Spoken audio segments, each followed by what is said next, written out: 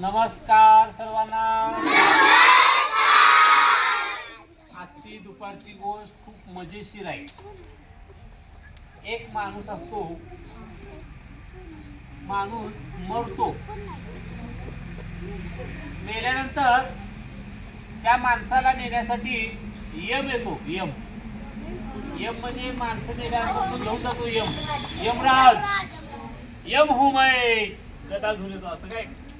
आणि त्या माणसाला, मेलेल्या माणसाला विचारतो, चल तुला म्हणला आता मी नरकात घेऊन जाणार आहे. तो माणूस म्हणला नको, मला स्वर्गात जायचं आहे. बरं चल तुला स्वर्गात घेऊन जायचं आहे. तो म्हणला थांबा, म्हणला मला नरक आणि स्वर्ग काय मला काहीच माहित नाही. मला पहिल्यांदा दोन्ही बघायचं आहे म्हणतो. मला पहिल्यांदा नेऊन दाखवा नरक कसा आहे आणि स्वर्ग कसा आहे. यमराज म्हणतात ठीक आहे बाबा, मला आज निवांत आहे मी, आज कोणाला न्यायचं नाही, तू एकटाच आहे साथ, चल तुला दाखवतो. पहिलं कुठे जाणार आहेस? तो म्हणला पहिलं नरकात घेऊन चला म्हणला. आणि त्या माणसाला तो यमराज नरकामध्ये घेऊन गेला. नरकात नरक कसा आहे. मग त्या ठिकाणी गेल्यानंतर सगळी नरकातली माणसं छानपैकी अशी बसली होती बाळांनो. मस्तपैकी असा मोठा टेबल घातला होता. टेबलावरती अशी पंचपक्वान, खीर, भात, आमटी, भजे, मटण बिटन काय सगळं असं भरपूर मांडले होते पदार्थ नरकामध्ये. आणि त्यांना एक असा हातभर लांब प्रत्येकाला एक एक चमचा दिले होते. चमचा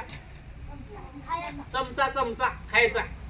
आणि त्यांना सांगितलं होतं तिथल्या नरकातल्या राजाने की हे चमचे घ्या आणि या चमच्यानं काय करायचं, तुम्ही खायचंय, पण हात न वाकडं करता खायचंय. हाताला असं चमचा असं हात वाकवायचं नाही. हात न वाकवता तुम्ही या चमच्याने काय करायचं, खायचं. चमचे हातात घेतले, खायला येईल का? खाताच येणार. हात वाकडे गेले की मग त्याला शिक्षा. अशा प्रकारे या नरकामधली रचना आहे बाळांनो. हातात चमचा दिलेला आंबडा, आपण हात न वाकवता खायचाय. आणि पंचपक्वान आयटम भरपूर आहेत, खाता येत नाही. मग बघितलंस का नरका असं असते बघ. मग तो म्हणला आता मला स्वर्गात बघायचं, इथं नको, स्वर्गात घेऊन चला. लगेच त्या यमराजने त्याला स्वर्गात घेऊन गेलं. स्वर्गामध्ये सुद्धा असं मस्त लांब टेबल मांडलं होतं. त्या टेबलावर सगळ्या पंचपक्वान सगळे पदार्थ असे मांडले होते. तिथे सुद्धा एक हातभर चमचा दिलं होतं. आणि तिथे सुद्धा आठ तीच होती की या चमच्यानं खायचं, हात न वाकवता खायचं. आश्चर्य बघा, त्या ठिकाणी सगळे जी लोक होती का नाही स्वर्गात गेलेली, मस्तपैकी अशी टवटवीत होती, फ्रेश होती, खाऊन पिऊन जाडजूड झाली होती. आणि या नरकातली लोक जे होती अशी हडकुळी झाली होती, तोंडावर तेज नव्हतं, मरायला टेकलं तर असं सुकून गेली होती. नरकातली माणसं आणि स्वर्गातली माणसं. स्वर्गातली माणसं आनंदी होती, नरकातली माणसे दुःखी होती. याचं कारण काय असेल मित्रांनो? स्वर्गामधली जी माणसं होती ती मनानं चांगल्या स्वभावाची होती, एकमेकांना मदत करणारी होती. तिथं कायच केलं माहिती का त्या लोकांनी?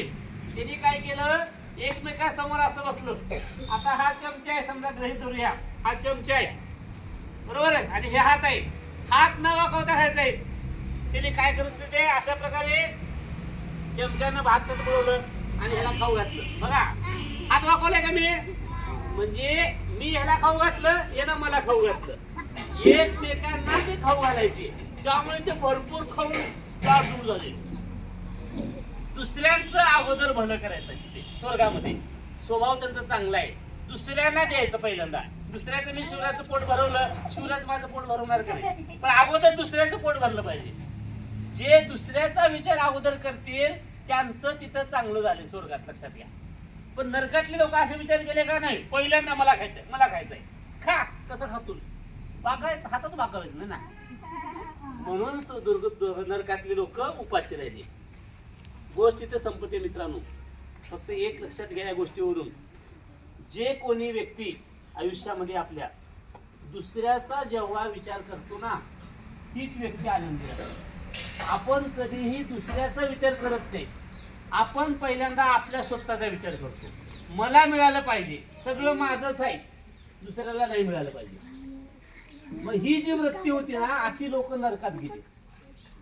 आणि जी चांगल्या स्वभावाची होती, दुसऱ्याचं पोट अगोदर भरलं पाहिजे, दुसऱ्यांना अगोदर मिळालं पाहिजे, माझ्या वाट्याला जे काय आहे ते दुसऱ्याला देण्याची वृत्ती आहे.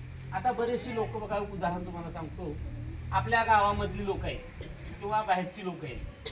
आपण जेव्हा मोठे होते, एखादा मोठा उद्योगपती झाला, हजारो लाखो कोटी रुपये त्याच्याकडे आहे, परंतु दुसऱ्याला देण्याची दानतच नाही त्याच्यात.